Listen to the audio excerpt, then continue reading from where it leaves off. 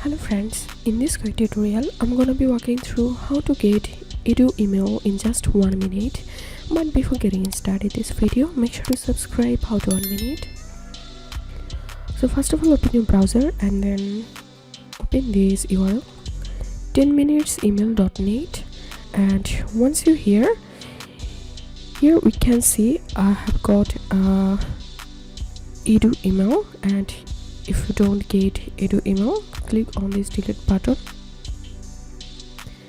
and delete email until you get the Edu email.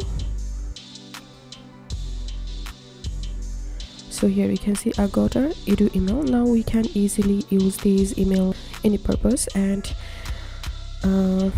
we can increase the time from here, or you can copy this recovery key to recover your email address from here. So this is how we can get Edu email. If you have any questions, feel free to post in description. If you think to see more WordPress videos, please check the links in descriptions. If this video helped you, give a thumbs up and please consider subscribe how to 1 minute. Thank you for watching.